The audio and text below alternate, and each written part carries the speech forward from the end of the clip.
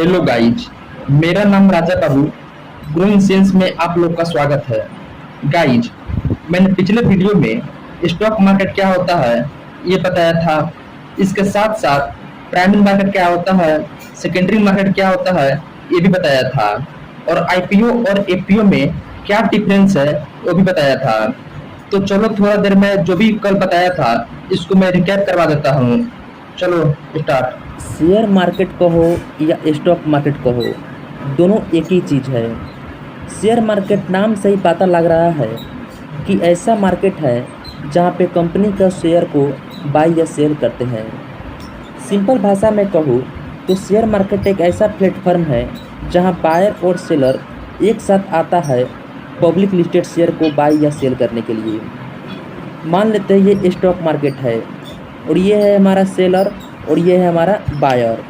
Buyer के पास cash है और सेलर के पास हमारा शेयर है। तो शेयर जो है वो सेल कर रहा है सेलर, और बायर जो है इस शेयर को बाई कर रहा है।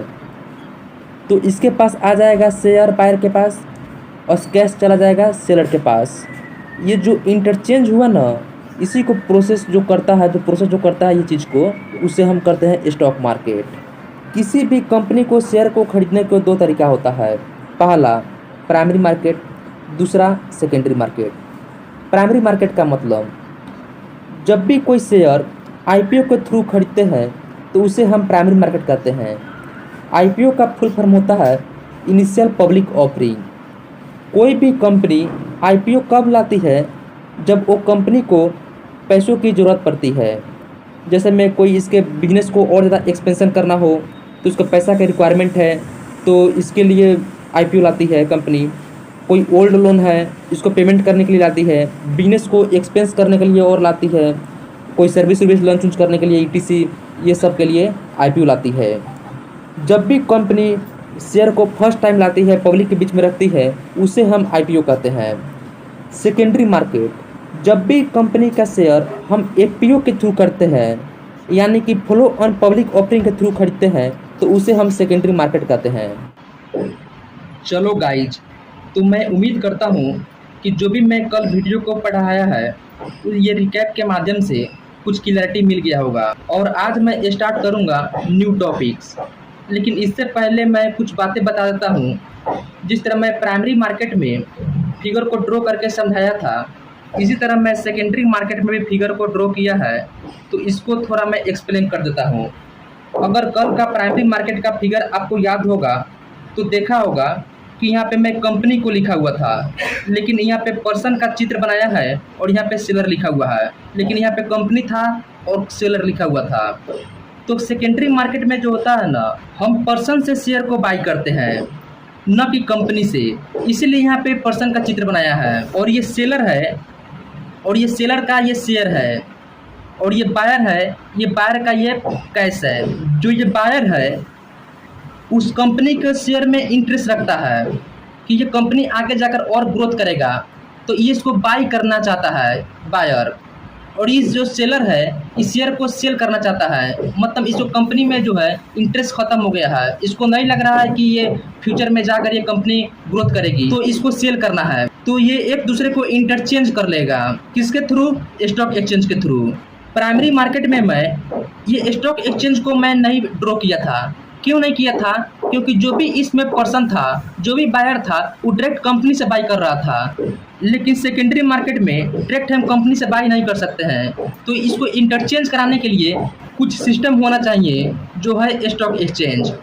जब भी हम शेयर डायरेक्ट कंपनी से बाई करते हैं तो उसको हम आईपीओ शेयर बोलते हैं, मतलब इनिशियल पब्लिक ऑफरिंग। लेकिन हम यहाँ पे कंपनी से डायरेक्ट बाई नहीं कर रहे हैं, पर्सन से बाई कर रहे हैं स्टॉक एक्सचेंज के थ्रू, तो उस शेयर के हम एफपीओ बोलेंगे, फ्लो ऑन पब्लिक ऑफरिंग। यही डिफरेंस होता है आईपीओ शेयर और एफपीओ शेयर में। आप लोग को और भी थोड़ा क्लैरिटी मिल गया होगा। ये स्टॉक एक्सचेंज का काम क्या है? तो स्टॉक एक्सचेंज का यही काम है, यदि हम एक बायर है तो सेलर ढूंढने में मदद करेगा, यदि हम एक सेलर है तो बायर ढूंढने में मदद करेगा। भारत में मेजर रूप से दो स्टॉक एक्सचेंज है, यानी कि two popular market for share, मतलब भारत में दो पॉपुलर मार्केट है जिससे हम कंपनी का शेयर को बाई और सेल करते हैं। पहला बॉम्बे स्टॉक एक्सचेंज, जिसको शॉर्टकट में हम बीएसई कहते हैं।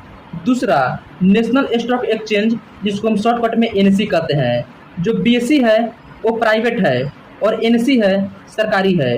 मतलब सबसे पहले बॉम्बे स्टॉक एक्सचेंज आया था, फिर नेशनल स्टॉक एक्सचेंज आया। क्यों आया, क्यों जरूरी था नेशनल स्टॉक एक्सचेंज को लाने के लिए? क्योंकि मार्केट में एक कोई चीज़ रहेगा ना तो कंपटीशन बहुत ज़्यादा हो जाता है। अपने मन से कोई सामान को सेल करेगा, अपना मनमानी प्राइस लेगा, तो इस कंपटीशन को कम करने के लिए नेशनल स्टॉक एक्सचेंज आया। बॉम्बे स्टॉक एक्सचेंज से ज़्यादा इम्पोर्टेंट नेशनल स्टॉक एक्सचेंज है, क्योंकि सबसे ज़्यादा लोग इसी में इंटरेस्टेड है। स्टॉक एक्सचेंज रजिस्टर मेंबर बनाया है, जिसको हम स्टॉक ब्रोकर बोलते हैं। और स्टॉक ब्रोकर भारत में बहुत सारा है, जैसे में अपस्टॉक है, एंजल वन है, जीरोधा है, ग्रो है, धन है, ईटीसी। यानी कि ऐसे बहुत टाइप से स्टॉक ब्रोकर है जो हिंदुस्तान में प्ले करता है, और इसमें ही हम डीमैट अकाउंट को ओपन करते हैं। मैं यहाँ पे फिगर को ड्रॉ करके समझाया भी है कि ये स्टॉक एक्सचेंज है। स्टॉक एक्सचेंज मतलब एनएसई या बीएसई, क्योंकि यही दो पॉपुलर है। और ये स्टॉक एक्सचेंज जो है ये ब्रोकर बनाया है, रजिस्टर मेंबर बनाया है अपना। यहाँ पे सेलर है और यहाँ पे बायर है। सेलर भी कोई ब्रोकर में डीमैट अकाउंट ओपन किया है और बायर भी कोई ब्रोकर में डीमैट अकाउंट ओपन किया है। ये अपने डीमैट अकाउंट से शेयर को बाई किया और ये सेल किया।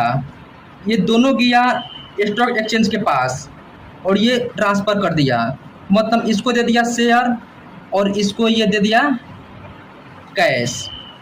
अब हम जानेंगे डिपॉजिटरी कंपनी के बारे में। तो भारत में दो डिपॉजिटरी कंपनी है।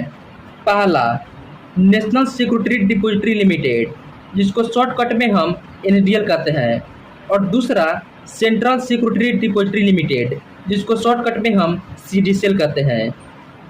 ये दोनों का क्या काम है, स्टॉक मार्केट में कितना इम्पोर्टेंट है या नहीं है, इसको हम कल जानेंगे।